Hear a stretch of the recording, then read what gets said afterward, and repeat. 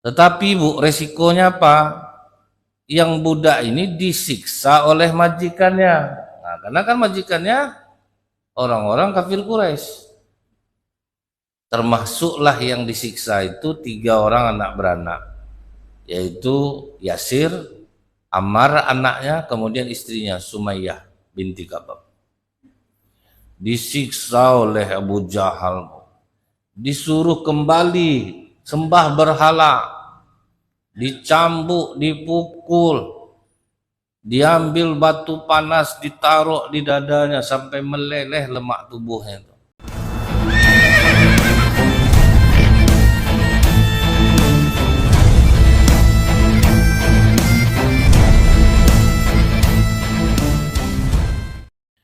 Ketika turun ayat fa'andir ashiratakal akrobin, maka berikanlah peringatan kepada keluargamu yang terdekat. Jadi waktu itu Rasulullah langsung mengumpulkan keluarga besarnya. Dikumpulkan oleh Rasulullah, tegak Rasulullah di Bukit Safa itu, Bu. Kata Rasulullah dengan suara keras, "Wahai Bani Fir, wahai Bani Adi, wahai Bani Fulan, wahai Bani Fulan, wahai Bani Abdul Manaf, wahai Bani Abdul Muthalib, berkumpullah." Karena Rasulullah yang memanggil, Pak. Maka mereka pun datang beramai-ramai, sampai yang tidak sempat datang mengirim utusan. Tapi kita harus tahu, Bu, Rasulullah ini sebelum mengundang keluarga besarnya itu, dia beberapa hari sebelumnya sudah ngomong dengan Ali, kita masak kambing. Jadi diajak dulu makan, Bu. Jadi memang mengumpulkan orang itu kadang tidak ada apa-apanya gitu, Pak. Jadi ini yang mau disampaikan penting ini tentang dakwah, tapi Rasulullah jamu dulu mereka. Sudah dikasih makan, sudah kenyang mereka, barulah Rasulullah memanggil di Bukit Safa itu, Pak. Nah, kumpullah semuanya, Bu.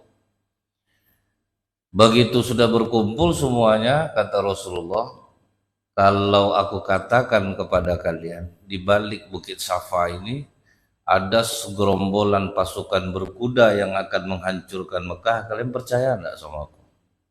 Semua serentak menjawab, kami percaya, karena kami tidak pernah menyaksikan engkau berbohong. Jadi memang inilah ajaran yang langka ya, Bu ya. Enggak bohong nih Pak ya, Pak. Makanya kadang doa-doa kita ini agak payah dikabulkan. Dalam sehari pasti ada berbohong. Kadang untuk nyenangkan hati orang gitu, Pak ya. Enak lontong saya, Bu. Ini enak betul, Bu. Pada pahit rasanya, Bu kan. Sadahnya terlalu banyak lontong kacau. Kita tidak berani jujur itu, Bu. Dengan dalih nanti tersinggung orang. Padahal kalau jujur kan dirobahnya hari itu, besok kan bisa bagus masakannya gitu. Ada dicoba orang sosial eksperimen, Pak. Kuenya tuh asin betul. Disuruhnya orang nyoba. Gimana rasanya, Mbak? Enak. Akan teraniaya orang dibuatnya kalau macam itu orang terus. Tuh orang makin sepi aja beli nanti, Pak kan, kalau sempat tidak ada kritikan-kritikan seperti itu. Jadi Rasulullah itu terkenal tidak pernah berbohong. Memang percaya orang, Pak, kalau Rasulullah itu ngomong. Kemudian kata Rasulullah, kalian percaya tidak kalau aku ini utusan Allah yang akan membawa kalian kepada keselamatan? Pas ini yang disampaikan Rasulullah baru tidak percaya orang. Barulah Rasulullah dibantah oleh mereka. Untuk ini kau kumpulkan kami Muhammad, kata Abu Lahab. Yang ndak-ndaknya kerja kau nih. Jadi kalau untuk yang ini percaya, tapi kalau udah masalah keyakinan mereka yang disentuh, mereka pun marah.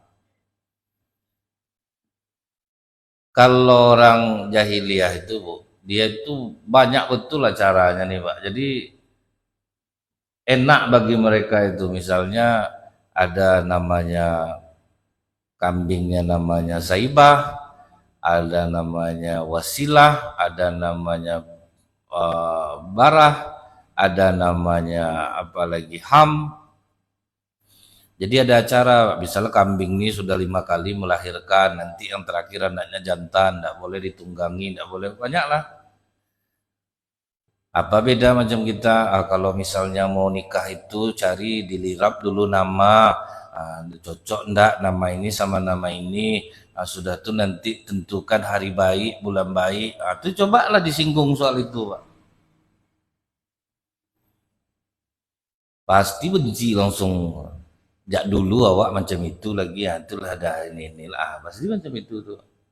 Jadi umum di masyarakat kita ini kalau sudah masalah keyakinannya yang kena, dia tidak akan percaya lagi dengan orang yang menyampaikannya.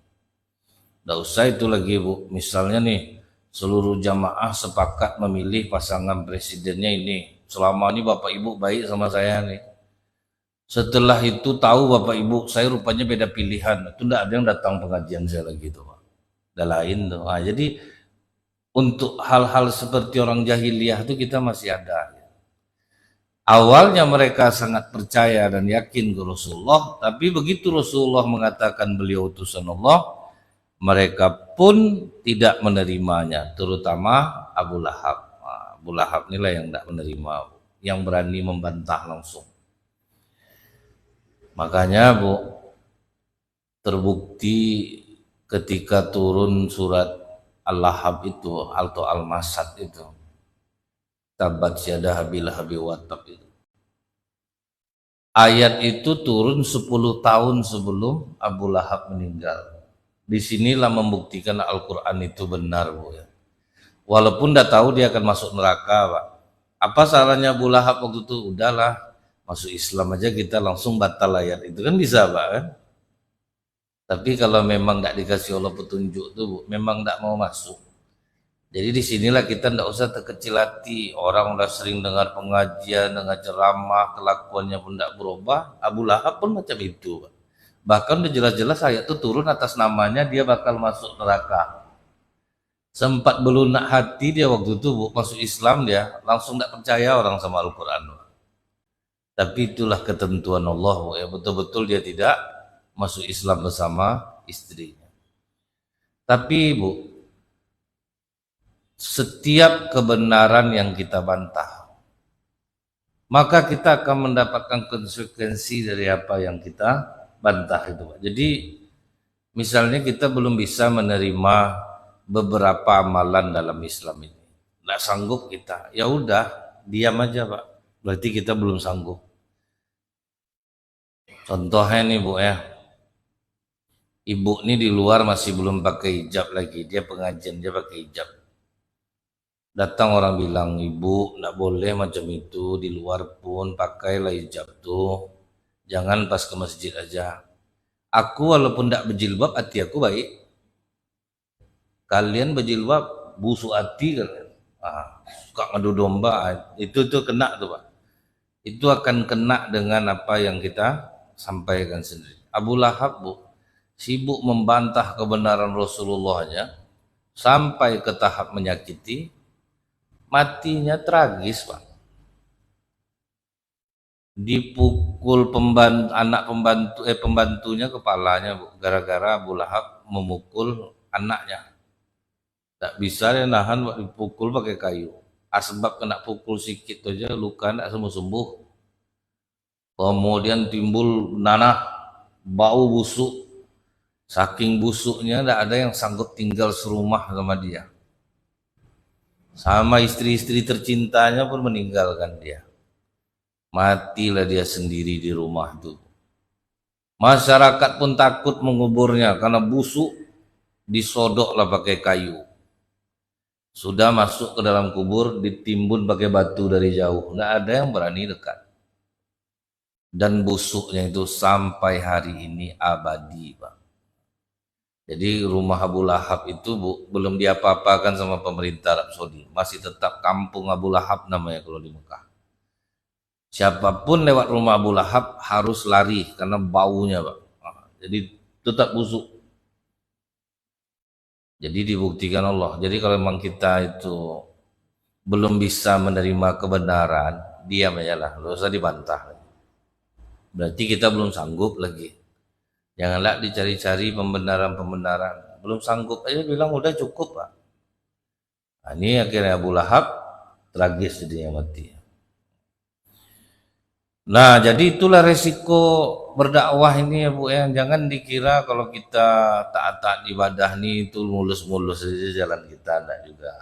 Pasti banyak tantangannya. Orang kalau tersinggung pasti enggak akan suka sama kita. Itu udah pasti resikonya Bu. Dia kalau diceramah ibu-ibu tuh Bu, sering tuh. Ibu ini dia bertanya, Ustadz bolehkah kita mencukur alis mata kita? Saya kasih tahulah dalam kitab Halal Haram karya Syekh Yusuf Qaradawi, hukumnya haram. Itu langsung nanti itu Bu. Tidak macam Ustadz yang apa itu dah. Ustadz yang apa kemarin itu boleh. Rupanya itu aja pertanyaan dia Pak setiap ada Ustadz. Sampai ada yang membolehkan lah gitu. Oh rupanya saya salah juga cara jawabnya. Seharusnya saya pakai teknik tasawuf Buya Hamka. Seharusnya itu jawabannya Mbak. Jangan bilang haram. Saya yang salah tuh. Buya Hamka kan pernah ditanya ibu-ibu. Buya bolehkah kita pakai kutek? Kata Buya Hamka boleh. Yang penting setiap kali mau sholat kikis. Asal beruduk kikis. Sebetulnya melarang gitu. Anda itu ya kerja Pak, habis subuh pakai kutek, zuhur kikis balik, menjelang malam habis kuku separuh buat. Itu cara Buya Hamka. Kecuali kita mens, nah bolehlah pakai kutek. Tentu tak masuk udu, nah, itu masalah itu. Jadi salah juga kita kadang teknik menjawab itu Pak ya. Nah, cuman macam Rasulullah ini apa lagi Pak? Lemah lembut, nah, tetap juga tidak diterima. Dan orang kita nih Bu, coba baik-baik dia ngomong, pasti mau saya. Enggak juga kadang baik-baik pun ngomong enggak juga mempan. Gaya aja tuh ya, cari-cari alasan aja tuh. Nah kemudian Bu, di sini kita belajar bahwa kadang kita harus berani menantang arus dan menjadi resiko bagi diri kita sendiri. Nah, itu yang diambil oleh Rasulullah. Keberanian Rasulullah itu menyampaikan itu tuh resikonya besar. Tapi memang itu harus disampaikan. Karena ajaran Rasulullah yang seperti ini nih, siapapun yang melaksanakannya dijamin hatinya tenang, musuhnya banyak. Kan Rasulullah sudah menyampaikan, Pak. Siapa yang mencintaiku, kemiskinan akan mendekati dia seperti air bah. Maksudnya kesusahan itu akan beruntun. Jadi inilah kurangnya sekarang mental kita untuk berani. Kalau memang tidak berani, banyak-banyak diam. Nah, itu aja lagi Pak kan. Jangan sok-sok pula buat berani pula, nanti tidak sanggup nanti. Nah, kemudian riwayat yang kedua, Rasulullah pernah datang secara pribadi Pak ke rumah Abu Jahal. Waktu itu di rumah Abu Jahal juga ada orang lain. Begitu Rasulullah bertemu dengan Abu Jahal, apa kata Rasulullah? Paman, ikutlah aku ke dalam Islam. Kau ini tokoh masyarakat. Jadi kau akan selamat Paman. Cobalah kau bandingkan dengan apa yang aku ajarkan dengan yang kalian amalkan. Mana lebih mudah, mana lebih masuk akal. Kemudian kata Abu Jahal, Muhammad, kau bisa tidak berhenti untuk mencela Tuhan kami? Ya, jadi ketika tidak setuju itu pasti orang bilang mencela gitu ya. Tidak mau kau berhenti mencela Tuhan kami Muhammad. Kau kan butuh pengakuan kan? Tuhan kau nyuruh sampaikan. Jadi kau udah nyampaikan, aku saksi ya. Kau udah menyampaikan, tutup mulut kau lagi ya. Jangan kau celah juga Tuhan kami. Jadi ketika kita berseberangan, maka orang akan mengatakan, berhentilah kau mencela amalan kami. Dan memang ada Bu ya, kadang beberapa, ingat saya kalau dulu amalan kita itu yang sering yang harus diluruskan dulu apa Bu? Dulu kan kalau acara yasinan itu kan habis maghrib, kadang sampai tidak sholat isya Pak. Kan misalnya di rumah orang, ingat saya dulu tuh, eh, ada makan-makan, akhirnya tidak ada orang isya ke masjid. Cuman mulailah ada, tetap juga sholat. Tapi kayaknya sakral betul wirid yasin itu daripada sholat berjamaah. Pas wirid yasin takut betul orang meninggalkannya, sampai ramai orang datang Pak. Sementara berjamaah tidak ada yang datang. Nah, itu yang waktu itu yang kurang kita luruskan waktu itu. Masyarakat tuh lebih wajib rasanya dia pergi wirid yasin daripada sholat berjamaah. Nah, itu cobalah diluruskan dulu tuh Pak. Kalau tidak ngamuk tuh Pak, berhentilah menghina amalan kami, mencela, jangan hina kami kan baik nih, bukan salah. Maksudnya diperbaiki, mulailah orang mengadakannya di masjid. Kamis malam baca yasin di masjid, jadi Isa pun dapat. Jadi tidak ada yang tertinggalkan, tinggal diperbaiki aja Pak. Adat itu diperbaiki supaya dia jangan menyalah nanti. Kemudian setelah, jadi Rasulullah cukup sedih gitu kan. Kau kan butuh pengakuan kan, bahwa kau sudah menyampaikan. Ya udah, aku akui kau sudah menyampaikan. Sekarang tutup mulut kau, jangan kau cela lagi Tuhan kami. Itu tersedih hati Rasulullah. Kemudian setelah Rasulullah pergi, apa kata Abu Jahal kepada orang yang tinggal di rumahnya itu? Aku sebetulnya tahu dia itu seorang nabi. Cuman aku malu ngakui. Jadi rata-rata dulu Pak, orang gengsi rupanya Pak. Mengakui kerasulan Nabi itu gengsi. Kenapa kok gengsi? Kata orang ini bertanya. Kami itu dengan keluarga Muhammad itu dari dulu tuh kami bersaing. Nanti keluarganya bilang kami menjamu jamaah haji, kami juga bilang kami pun menjamu jamaah haji. Kami menyediakan air untuk jamaah haji, kami pun menyediakan air untuk jamaah haji. Kami punya balai pertemuan, kami juga punya balai pertemuan. Kami punya bendera perang, kami juga bendera perang. Tapi coba kau bayangkan, kata Abu Jahal, dari keluarganya bilang, dari kami lahir seorang nabi. Tidak malu kami. Itulah Pak. Jadi gengsi itu memang membunuh memang Pak. Apa aja jenis gengsi itu membunuh itu. Gengsi tidak punya mobil, akhirnya lah berutang Pak. Itu supaya payah nyari duit ansurannya tiap bulan. Agak mati gara-gara gengsi. Makanya dulu Bu ya, ada bapak ngeluh, Ustadz, orang-orang wirid pengajian ibu-ibu tuh memang harus beli seragamnya. Saya ngojek, seragam tak tanggung lah banyak mau dijahit. Datang istrinya bilang, abang senang dah aku udah ikut pengajian. Aku bilang, tak usah lah aku ikut pengajian lagi, ndak sebanyak ini. Betul habis aku. Semenjak aku ikut pengajian ini habis aja duit ojeknya untuk membuat baju kau aja. Malulah nanti sama orang. Sudah nanti buat baju, tasnya harus matching lah dengan warna gamis itu. Banyak pengeluaran Pak. Jadi kadang memang apapun jenis gengsi itu Bu, membunuh gengsi. Gengsi mengakui kita orang susah, itu membunuh tuh Pak. Makanya ada kalimat, Allah itu benci dengan orang kaya sombong, tapi Allah lebih benci dengan orang miskin sombong. Orang miskin sombong tuh Bu, dia susah. Kak, aku ada acara hari Sabtu, bantu-bantulah masak di rumah, nanti insya Allah adalah sedikit untuk Kak. Maaf ya Kak ya, jangan aku dijengkal dengan uang. Aku kalau nolong tuh mati orang macam itu. Awak susah tuh enggak dikasih orang jadinya Bu. Tapi bukan pula kita berdrama-drama, kita tuh payah hidup, enggaklah boleh. Kalau kita susah, jangan penggengsi, jangan pemantang. Macam adik-beradik gitu ya Bu ya. Kalau ada acara di rumah yang paling susah tuh tengok aja yang nyuci piring di belakang. Nah, itulah adiknya paling susah tuh, Pak. Tapi itu bagus dia nerima kenyataan itu. Nggak ada dia tersedih-sedih hati.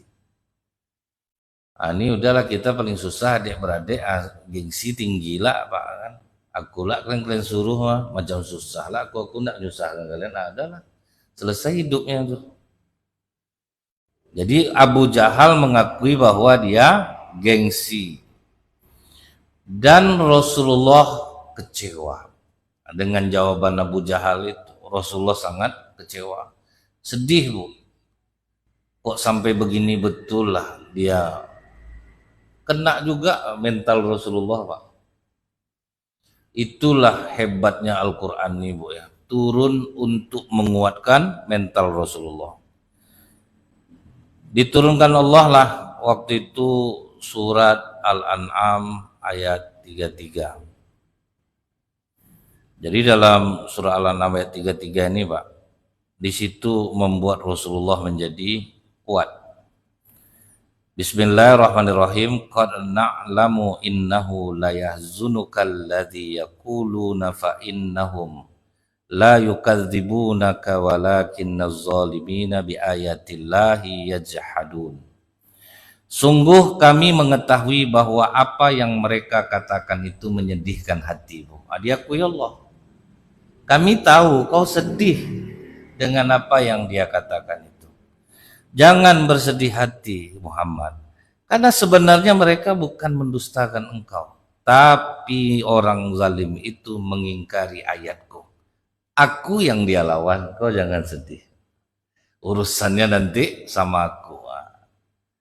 Itu cara Allah menghibur dengan ayat Al-Quran. Dan ini berlaku untuk kita sebetulnya. Jadi Al-Quran ini bisa menjadi obat bagi jiwa, itulah. Kata para ulama, jika kalian ingin Allah bicara dengan kalian, bacalah Al-Quran. Nah, itu Allah ngomong sama kita, jangan kau sedih Nazrin.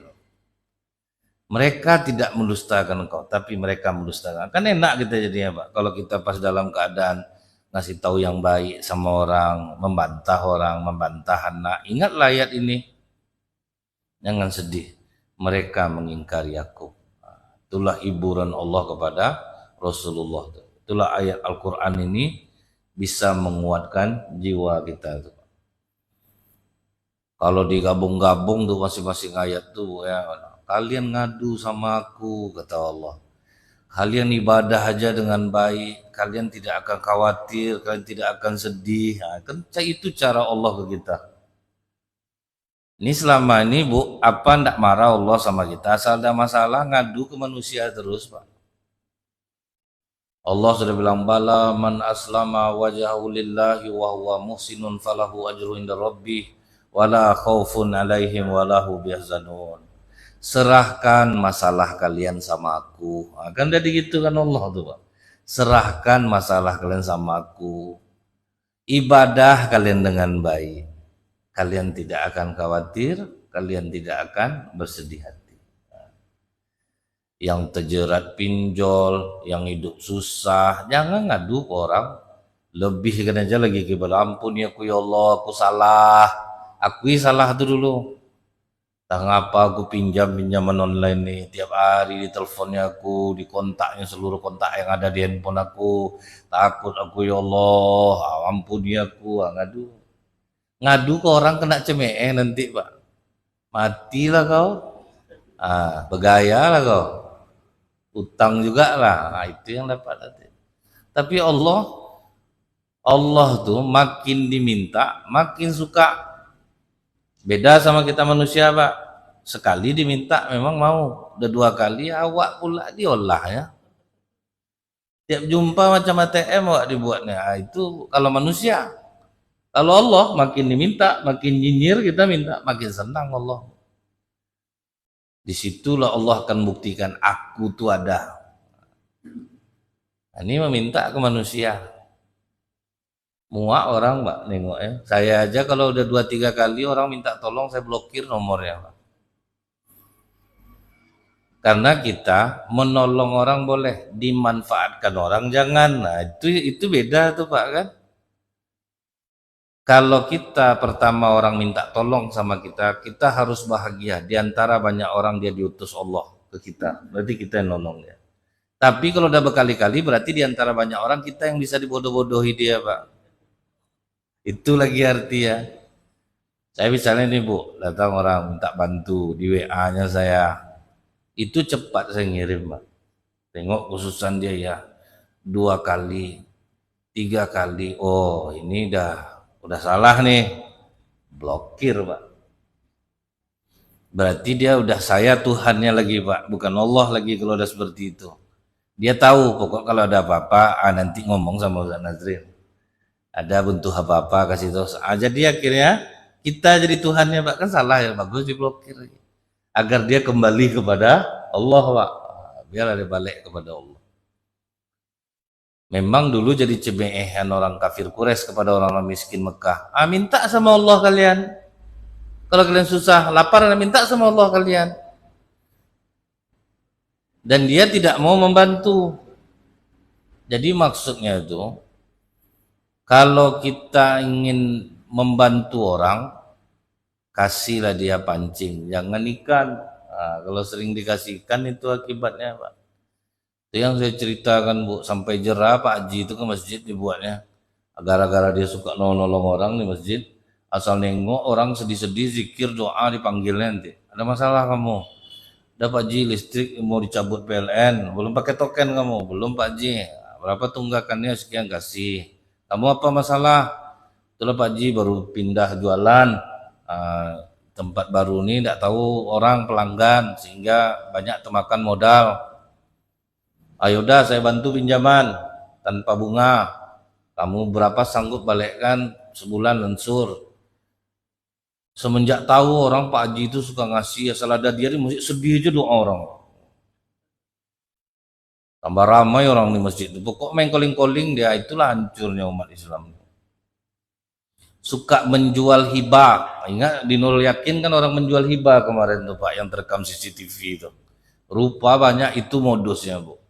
Pura-pura sholat berjamaah, diambilnya sat di tengah, nanti rakaat kedua pura-pura pingsan dia.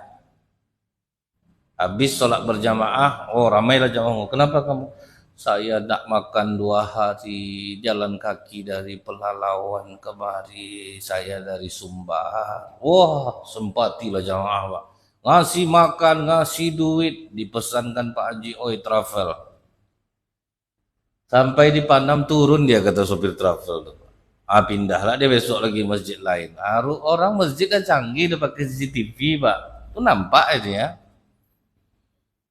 Jadi kadang gara-gara orang-orang yang menjual hibah ini, orang-orang yang betul-betul untuk menyumbang kena jadinya, Pak. Orang yang betul-betul butuh, akhirnya orang tidak percaya jadinya.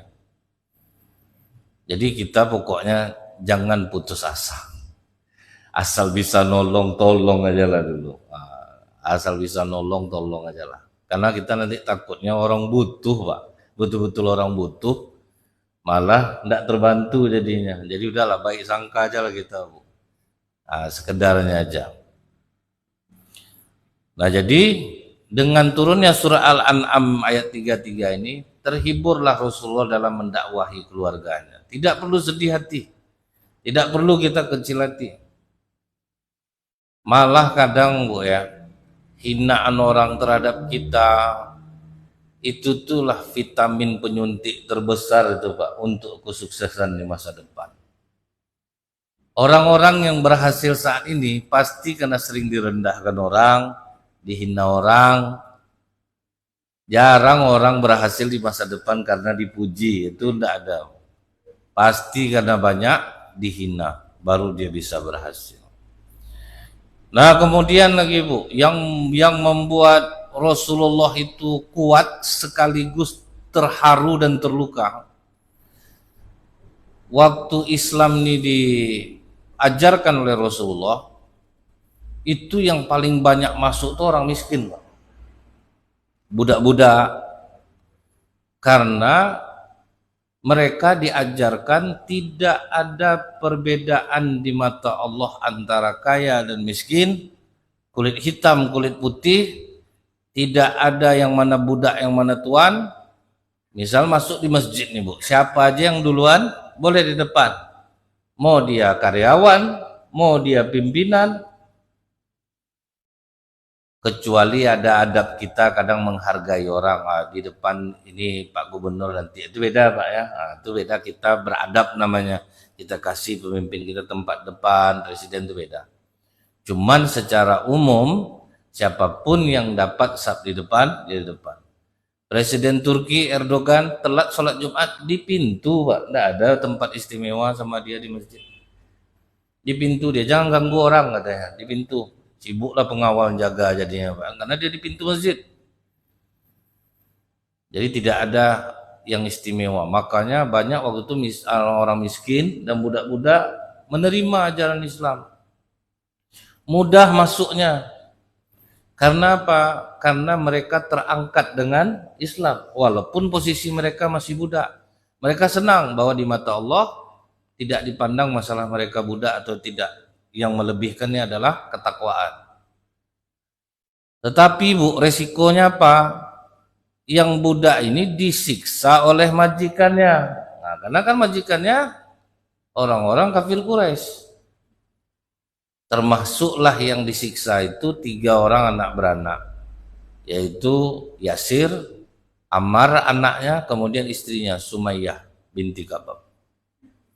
Disiksa oleh Abu Jahal, disuruh kembali sembah berhala, dicambuk, dipukul, diambil batu panas ditaruh di dadanya sampai meleleh lemak tubuhnya.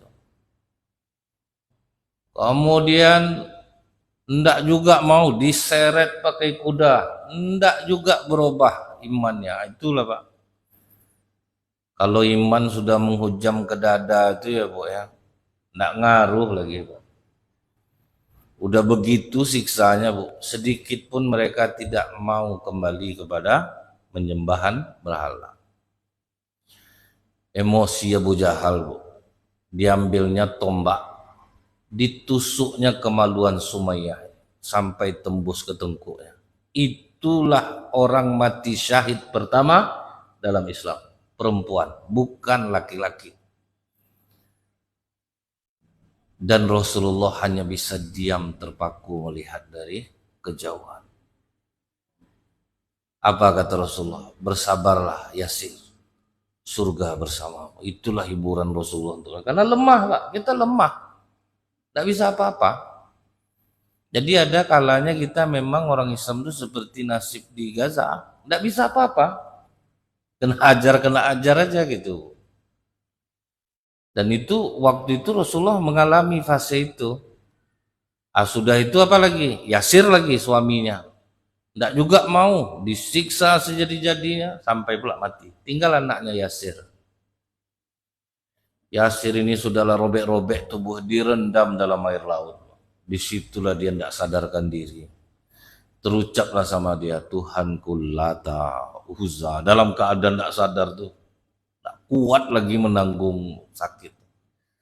Dilepaskanlah dia Pak. Setelah dia lepas, bebas, dicarinya lah Rasulullah. Apakah kafir aku jadinya Rasulullah?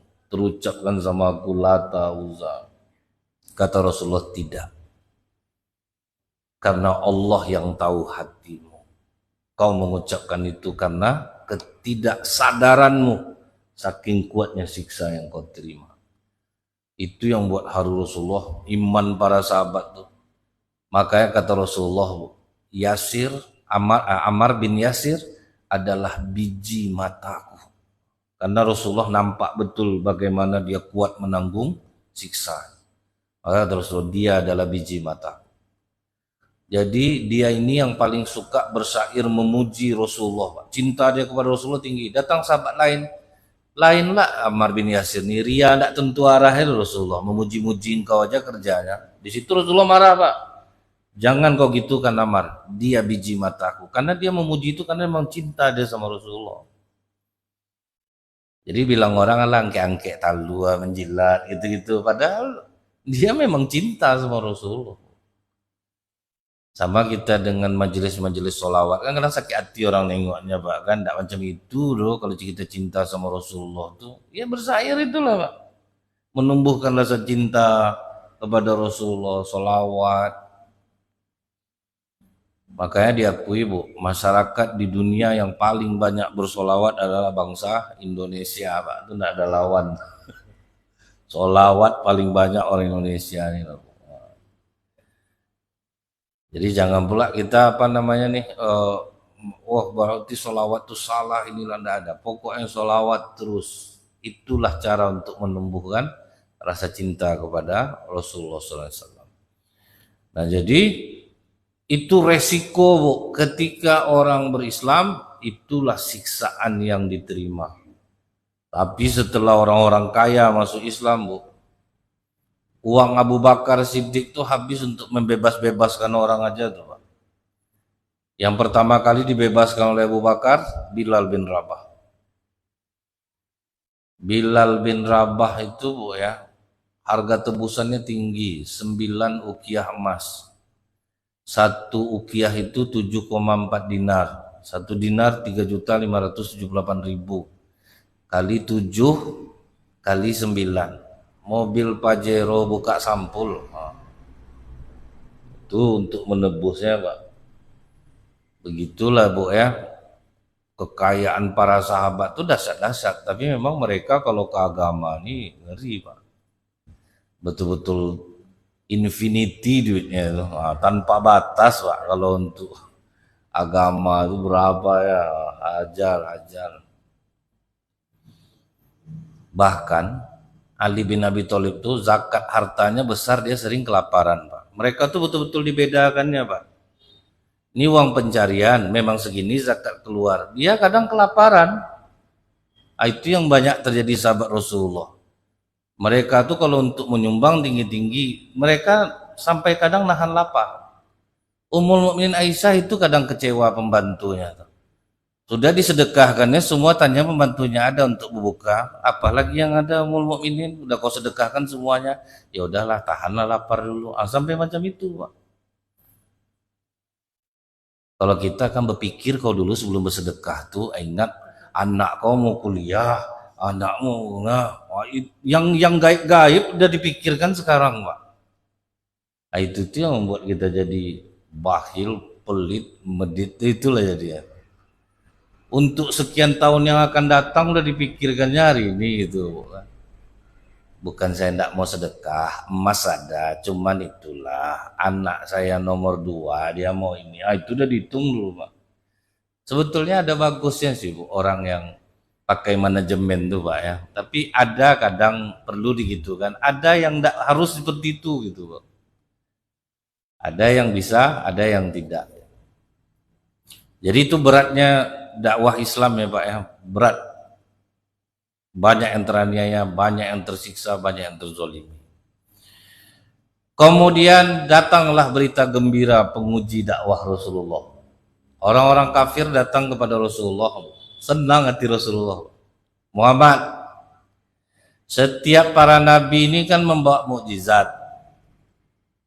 Kau yang aku tengok belum ada menengok-nengokkan keajaiban lagi. Ginilah Muhammad, bisa dengan mukjizat kau Bukit Safa berubah jadi emas, masuk Islam kami semua.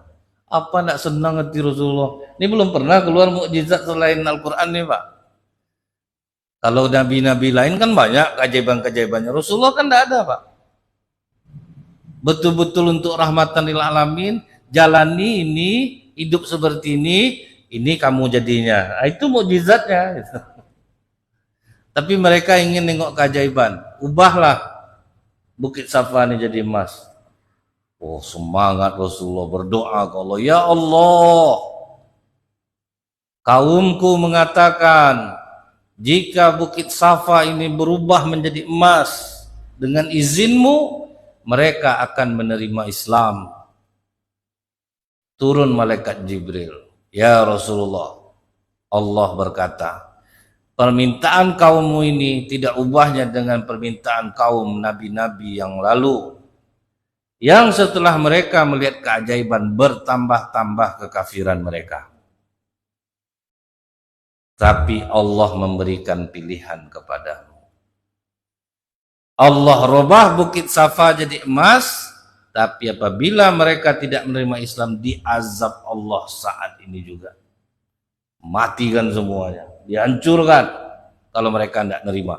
Karena umat-umat yang lalu ini udah ini juga kelakuannya, minta nengok keajaiban, dari tengokkan keajaiban. Nabi Musa paling banyak mukjizatnya itu Pak, 12 apa 13 mukjizat Nabi Musa. Sampai hari ini orang Israel itu tetap ada Pak kan. Nabi yang paling banyak mukjizat itu Nabi Musa. Iman yang paling susah diharapkan itu tetap Israel. Jadi jangan heran ngapalah Israel macam itu. Kalau kita kaji sejarah itu tidak heran kita lagi Pak. Mereka yang beragama kuat pula agamanya. Misalnya mereka menerima apa namanya ini Bu ya, dia terima agama dia, rahib-rahib dia itu Pak, baik juga Pak, baik. Cuman memang dari dulu tuh keimanan mereka tuh sulit untuk diharapkan. Agama nomor 2 di Israel kan Islam Pak. Baru yang ketiga Kristen. Imam-imam masjid itu digaji pemerintah. Jadi jangan kita sisi kirinya aja ya Bu ya. Karena mereka itu kalau orang Yahudi yang agamanya Islam kuat juga, orang Yahudi yang agamanya Kristen kuat juga gitu. Jadi mereka itu kuat, tapi terkenal imannya paling sulit untuk diharapkan. Tentu yang bandelnya lebih banyak, 75% loh. Yang bandelnya Bu. Dalam 75 itu anggaplah kita diskon lah 25% itu baik otaknya. Yang 50 nih, nah itu Bu. Begitu dengar itu agak ciut juga nyali Nabi Pak. Karena Nabi sayang sama umatnya. Tapi bagaimana ya Rasulullah dengan pilihan yang kedua? Bukit Safa tidak jadi emas, kau bersedia dibuli, dan mereka dikasih Allah kesempatan untuk bertobat dan rahmat. Kata Rasulullah, aku ambil pilihan kedua. Azab Rasulullah kena cemeh. Tapi kau Nabi bisa nengok Bukit Safa jadi emas. Mana bukti? Padahal karena Nabi sayang sama mereka. Biar akhirnya Nabi yang dibuli oleh mereka. Karena orang dulu tuh mintanya kan mukjizat tuh keajaiban. Kalau keajaiban kita ini udah cukup. Berbuat baik kita sama orang, nanti dibalas Allah dengan kebaikan. Bersedekah kita, dibalas Allah sedekah kita dengan kebaikan. Itulah mukjizat tuh Pak.